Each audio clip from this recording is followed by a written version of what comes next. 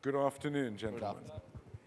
I am your moderator for the afternoon, and I have agreed with you to be kindly because the subjects that we're handling today are very important to the success of shopping centers. And I think that when we look at shopping centers and we look at the relationship that shopping centers, malls, retailers have, they have one thing in common, and that is the customer. So for today, I represent the customer, and I want to learn from all four of you as much as you can give us in the half an hour that we have about the various subtopics that we've agreed amongst ourselves to raise for everybody's benefit. So the first thing I'd like to start with is, Sachin, with you. It's always nice to start with the basics. What should a mall have? What should a mall be doing? What are the things that you expect as a senior retailer in this country that all malls should have and should abide to? Thank you, John. Good afternoon, everybody. Just for the sake, because this is the first time for me in the north, so I'm Sachin, Damle. I basically represent McDonald's West and South. So my north and east partner is not here today. So I'm talking on behalf of McDonald's for the country itself. I guess since morning we have been hearing from all the developers, mall developers, and absolutely good topics have been discussed. They know what is to be done. But from retailer side, what we expect, I guess we will put our thoughts to that. We have been growing with malls for the last 25 years. I think our second or third store itself was in the mall, and we had a great journey for 5 to 6 years. After that, quite a few malls formed up, and everybody across key cities, tier 2, tier 3 started opening malls without having the competitive advantage of how to operate it or whatever. So I think what basically what a mall is required is, of course, everybody spoke about zoning, anchors. What is the kind of percentage of anchor mix has to be? Because if it's anchor heavy, of course, it's going to be a loss making for the mall owner. So the right percentage of anchor versus the other vanilla brands and is very critical.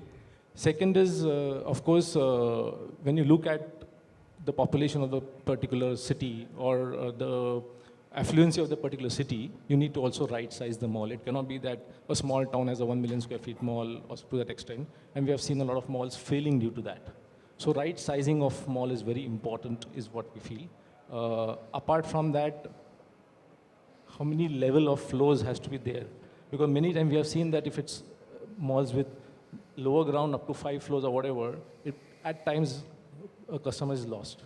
He's not able to travel across all 6 levels. So it becomes, some part of the mall always remains silent on that. And lastly, I would say the critical thing which is now happening is about the overall customer journey when he starts from home and when he has to enter the mall. I think it's taking at times half an hour to 45 minutes to enter mall because of the parking challenges and access issues. That is surely because at times that also decides whether I should go to that mall or not is very important. So addressing the parking problem is becoming a big thing. And we have seen that in big malls in Mumbai and Pune recently, and that surely has to be addressed. I've always thought that a shopping center that runs a queue to get in, I've always thought that a shopping center that runs a queue to get into the parking is the mall I want to own.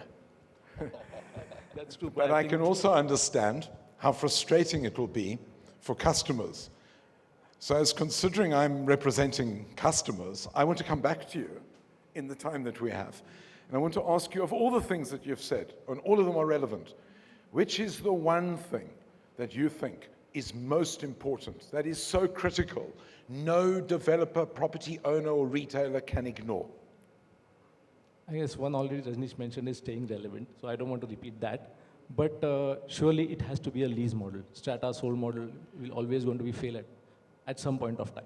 So critically we need to ensure that the mall is a total lease model so that the mall owner can control in case if he has to make any changes in future on the tenant mix or whatever to that extent. Yeah, thank you. So I had a wonderful little story about lease model and sold model, because when I came to this country all those years ago, it had to be explained to me by my then employer in words of one syllable so that I could understand it. His view at the time And my view now is that if you claim to be a shopping center, there's only one word to describe that relationship: lease. That's it. I'd like to move on, and I'm grateful, thank you. I'd like to move on, and I'd like to ask you, Sejpal, you know, when we look at the relationship between landlord and tenant, retailer and property owner on behalf of the customer, you in a group where you sit astride both, beautiful mall in Calcutta, yeah. and some magnificent shops, my wife's favorite food shop, if I'm allowed to say that. Yeah.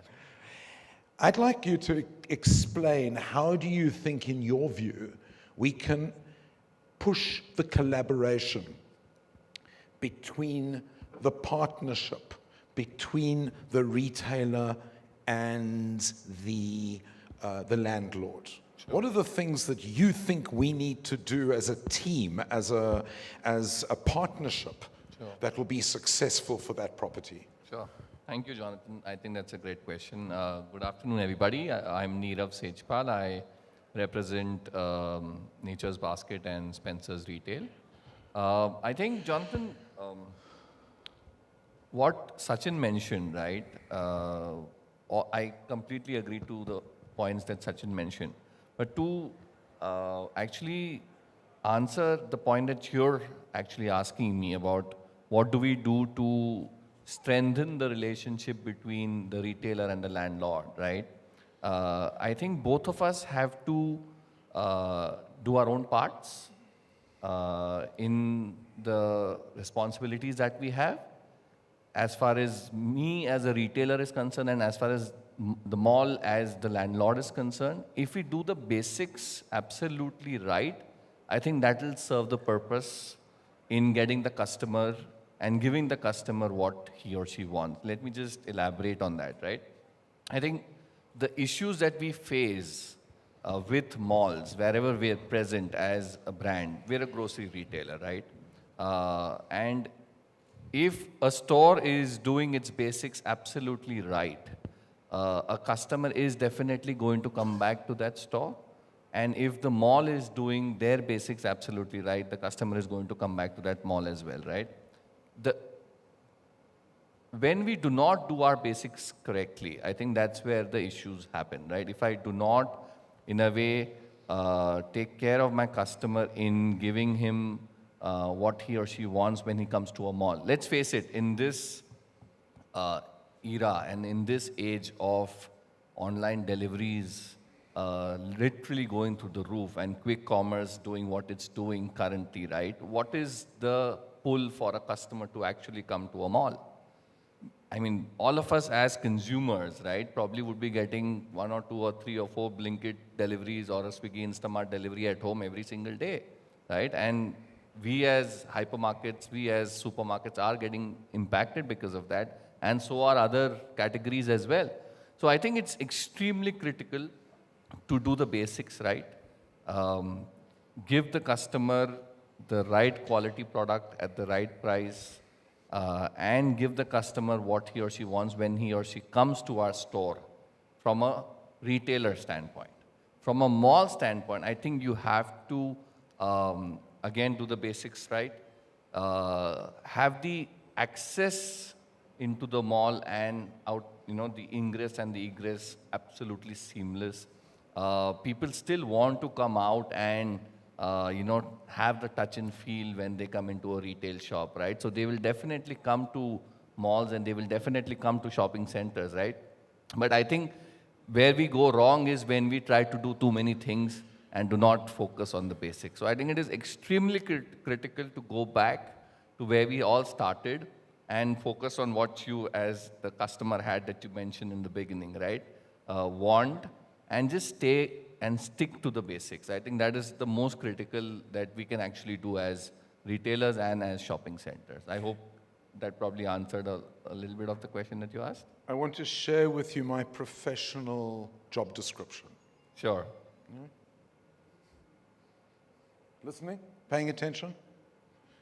My job description is that I am aware that I have the privilege of working with retailers Yes. who constantly change to suit their environment. Absolutely. Yeah. What that means is that you guys, because you're doing your job so well, you will bring in the fashion ranges and the merchandising and the touch points at the appropriate time to suit your business.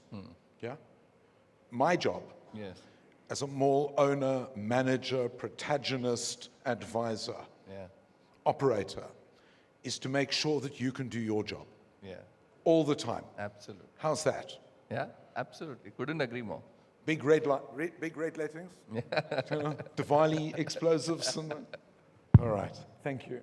I know that we need to play some catch up, so this is the group that's going to do the conferences service. We're going to play catch up because it's clear that the experts on this panel know their topic so well that they can reply in a very short period of time.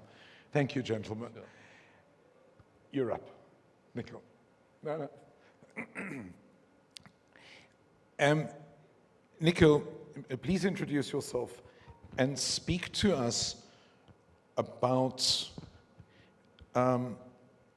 in your view, running such a substantial business. Which is more important, top line or EBITDA? Give us an insider's perspective on running a massive retail chain so that everybody here can understand things like rent and operating costs and all of those sorts of things. Sorry, just in case everybody on the panel thinks that this is a trick question, because Nikhil, we only met, he was actually given 2 questions and he chose this one. And he chose this one because it was the more difficult. Nikhil. Thank you for an interesting question. Okay, so it completely depends on the organizational goal and objective at that particular point in time or a stage that the company is in. To be fair, from an aspect of every organization in a different product cycle, in the life cycle that they are, if an organization or a company is in the nascent stage, then I believe it will not be unfair for them to have complete focus on the top line. Because that's when they gather relevant eyeballs, that's when they would be able to do the right things at the right speed and at the right time. And that will be a fair objective to have.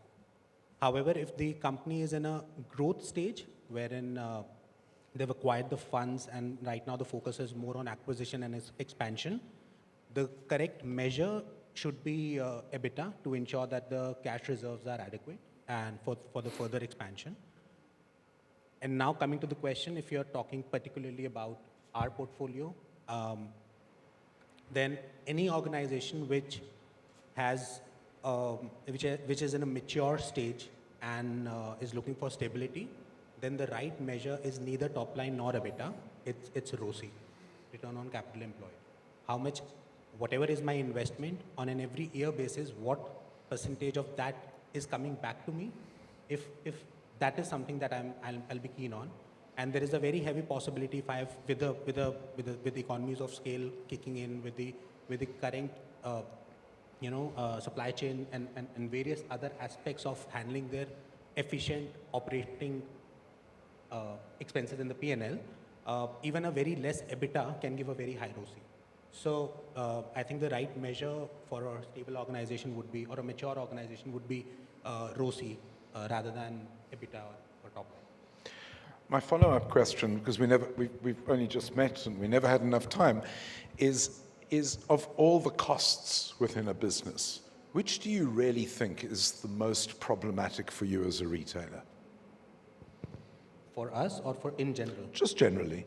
In general, I think occupancy cost is the highest percentage taker in the P&L, followed by the manpower costing.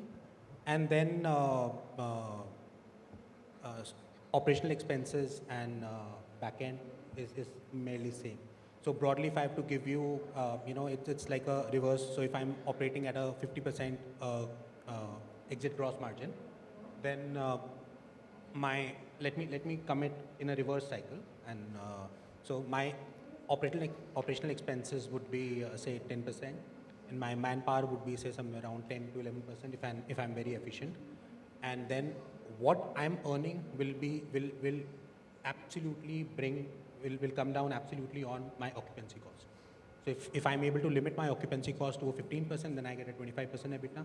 If my occupancy cost increases to a 25%, then my EBITDA comes down to a 10 to 12%. So it is the most crucial aspect.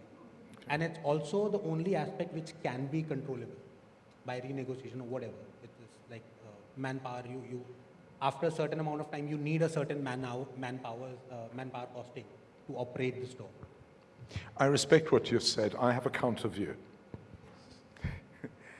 Please go on. My counter view is very soft and gentle, and gentle, and it was taught to me by the then head of Old Mutual Properties, whom I worked with many, many years ago to open 5 of his huge shopping centers in Southern Africa. Ian Watt, I'm sure many of you would have remembered his name, head of Old Mutual Properties. And Ian always used to say to me whenever I had a difficulty with a retailer, and it always came to rent, and I've learned to ask, and I mean this in the most respectful fashion, rent is between 5 and 8% of total cost. Could be a little bit more. Occupancy cost also takes into account water and electricity and gas and CAM, but then again, retailers would pay that if they were on the high street or in their own buildings. So it's really the fundamental rent. And if your rent is, let us say, 5, 8% of total cost, that's my shareholder in the business. What about the 95 to 94% that's yours as a retailer? And all this effort in reducing rent is a preoccupation that bothers me a lot, simply because in actual fact you've got all the other costs that need to be looked at. And in actual fact, working with a collaborative landlord, actually sometimes the rent issue is dealt with in a nanosecond. There's rent or revenue share. How do you feel? See, to be very fair, I'll be more than elated if my rent is between 5 to 6% in India. And to be actually generous, I'll throw in 1 extra percent and keep the developer happy. The problem comes when the developers would not want to restrict and look at this entire scenario from a perspective that you are looking at. The problem comes that the developer would like to minimize their earnings and at the cost of my gestation. So when my business, because right now we are only referring to a percentage, and percentage are always relative to a certain top line. Yes. Correct. So when my top line is less and my percentage is higher, that's when I lose business, right? But however, when my business grows and I've crossed the gestation and I've done everything right to earn the certain amount of money that I want, but then developer wants share from that also, and that's where the entire revenue share concept comes in, right? So this concept, what you said, is absolutely fair. If we are only dealing about rent, then my gestation is my problem and my business is my problem. So if tomorrow I'm earning $1 million, shouldn't bother you. But because you ask for a pie, a share of a pie, that's when, as a partner, then you're also ethically responsible in my turmoil times. That's about it. Well, Nikhil, will it surprise you to know that not only am I a customer out there, but I'm also a customer. And I appreciate very much your being so candid, because if you were in any of my malls, you'd be my customer too. And we have to listen to each other, and we actually have to see how we can grow these big, majestic assets in such a way that you stay in business and grow, and we remain in business and grow. Thank you. It's a difficult topic. And I think that just the subject of rent is the topic and subject of a conference all on its own. But there's one proverbial elephant in the room, and that's where all this growth is going to come from for my colleagues who are retailers. And I've always thought that here in India, it's no different to where I come from in Africa. It's the great undershopped areas. And Sumit, you and I were talking earlier about the great undershopped opportunity in India. Here in India, we call it the Tier 2 and the Tier 3 cities. Please comment. So, John, as we were discussing when we were doing the session, so in India, Tier 2 and Tier 3 is a huge and a great opportunity. And I'll just give you a brief about the Landmark Group, which has multiple formats like Lifestyle, Home Center, Max, Easy Buy, Spa, and so on. So Max has a format and Easy Buy has a format which we are operating right now. Max, if I talk about 500 plus stores, and we have a good presence of 200 plus cities. So we are surely present in a tier 2 and tier 3. Now, what the key understanding, the key learnings what we are getting from the tier 2 and tier 3 is the aspiration levels are high because of the social media and the access of the online portals and everything. They want to aspire. The spending power is also there. But at the same time, when it comes to the shopping centers out over there or the mall developments out over there, barring the national place or a grade A kind of a development, if I put it, they struggle over a period of couple of years post-opening. Primary reasons come in terms of most of them are sold out startup models, and that too in parts. Pieces have been sold out. Then what Sachin was mentioning about earlier, that zoning goes for a toss over a period of year, 2 years, 3 years. Third aspect comes in terms of the overall maintenance and the upkeep of the development, because mall needs to have that kind of a upkeep and a development, keep on evolving over a period of years, because still in the tier 2 and tier 3 people aspire to go there and they want to have an experiential shopping out over there, because they are aware of the brands, they are aware of what they want because of this online portals. Now they have to have a physical experience out over there, which of course these shopping centers play a pivotal role out over there.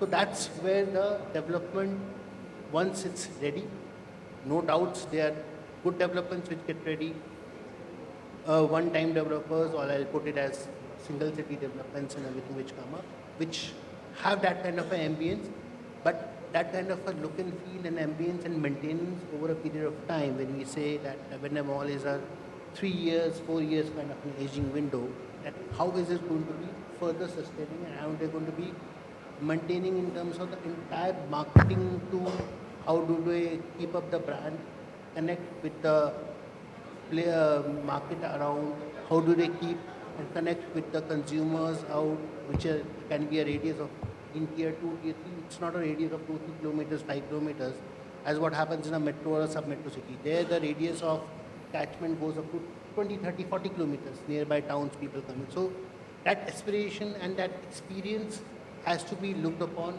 by the developments out over there. And of course, zoning plays a very pivotal role at what kind of a mix and what is the need of that particular town, which needs to have a, I'll say, a fusion of local brands also, as well as the international or the national players being equally sharing the spaces. So that's how it, because with 200 plus cities, of course, huge opportunity. Another, India has around almost 500 plus, they say 500, 600 towns which are in a range of 2 lakh population, and which also has a huge opportunity in terms of spending, awareness, and they also get maturing in a very fast pace in terms of what is available in the market and what is accessible to them. So they want to also have a net. So huge opportunity, but there are challenges. How do we sustain them and how do we have it in a long-term perspective?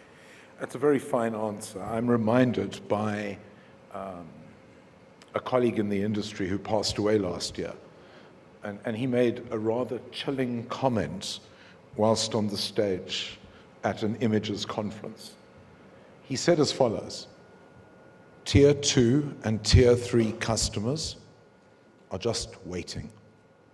They're just waiting for good retail, and they're just waiting for good retail shopping center opportunities.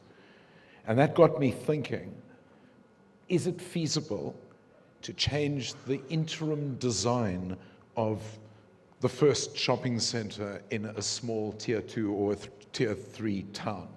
Does it have to be vertically stacked? Does it have to be as complicated as the big behemoths that we have in our metropolitan regions? Sumit? John, it all depends at what kind of availability of space and what kind of a, end of the day, if I look at from a 360 degree, the developer also looks for his ROI and his return on investment calculations and everything. Of course, everybody would like to go horizontally into the landscape, but It's try to have that kind of a line passing some level. And that kind of a, once you get horizontal, then your space of plate size of individual floors also has to have that thing. So it's a combination of how the development and how the acquisition is happening at times. So it's ideal world, yes. Horizontal developments are better in terms of plate size a bit low wide. But end of the day, it boils down to them also what kind of a ROI returns they are going to be working on when it comes to that kind of and acquisition. Don't you wish that developers and investors would just build for the love of retail?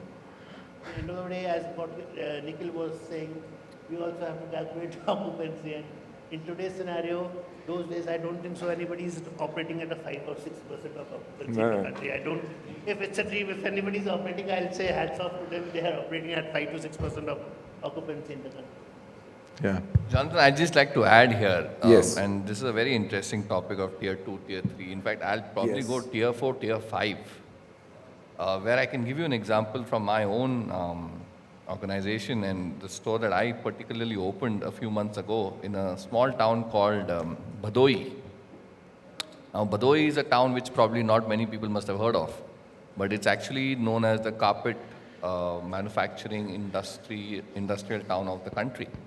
I don't think any other city or town manufactures more carpets in this country. And we ended up opening a Spencer's outlet over there, a very nice, small 6,000 square feet store. And I can tell you this much, it's actually trading more than my national average as of today. I'm sure.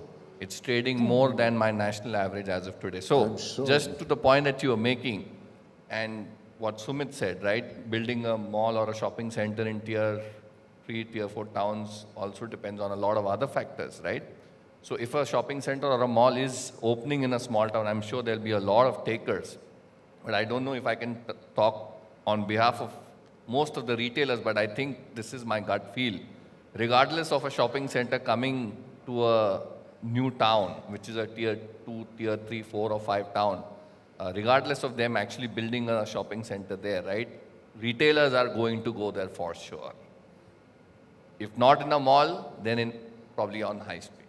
I agree. Right? Because I personally feel the next 10 years are going to belong to tier 3, tier 4, tier 5 towns in this country. I'll go one step further and say with the kind of experience that I've enjoyed working in southern, middle and East Africa, Yeah. in actual fact, the opportunity is the person who goes and builds A-frame steel structures Yes. on a fixed podium Absolutely. of maybe 8 or 10,000 square meters. Absolutely. It's not only a shopping center, it's the warehouse. There may even be a police station associated with it.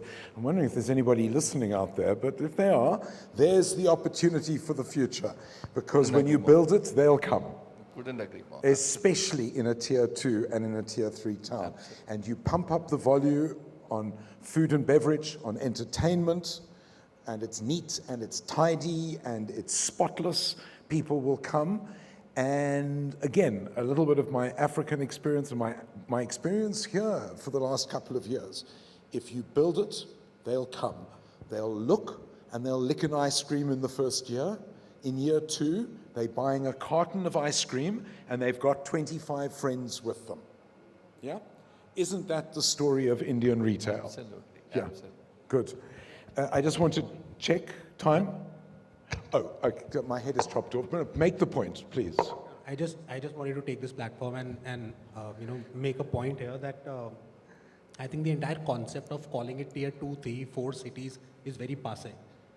There's no definition of tier. Personally in my working, I have stopped using this word tier some 4-5 years back. Now I call them, so if I have to bifurcate my city expansion plan or my strategy, I call them top 7. Yes. So top 7 cities is my first A class, wherein my majority of my portfolio year on year will enhance their presence. And then comes capital cities. So we have some 29, 30 states. All the capital cities, by virtue of them being a capital city, they will tend to have the highest infrastructure development, best airports, best funding, IT companies coming in, best hospitals, best hotels, best rack rates. That's how it's supposed to be. And then the third is smart cities. So after capital city, there are, in every state, there are about 3 or 4 main cities which are identified as smart city and are in line for next expansion and development for over whatever, the next coming decade. And then I'll say others, and others, depending on the category you are dealing with, how deep penetration you want to go in, you can further bifurcate. But I have stopped personally using the word tier 3, 4. So I find it very amusing that a lot of people in the forums use it. I just thought I'll make it a point. I don't Thank know you. whether it makes sense or not. I've learned something. Thank you. And I've just been told by our lead that, so I don't know, is this something wrong? He's got something wrong with his neck, or is he indicating something else? Yeah, it looks like, okay. I'm allowed to sum up for the benefit of the audience. Firstly, I'd like to thank the panel. Expert, on point, short and sweet. Thank you, thank you. It's clear the learnings from this group is don't build a property on anything except for a lease model. Do your research and get the basics right. And if you don't know what the basics are by now, then speak to a professional consultant or mall manager. They'll be able to help you. It seems actually that you don't have to go too far. Speak to the retailers here. They know exactly what's needed. Include online. Don't turn your back on online. And take a view on making sure that you have an all-India approach. Enjoy and reap the benefit of living in one of the most diverse environments on the planet and cater to our customers' needs and wants and aspirations. Make a lot of money that way. Gentlemen, thank you. Thank you so much. Thank you.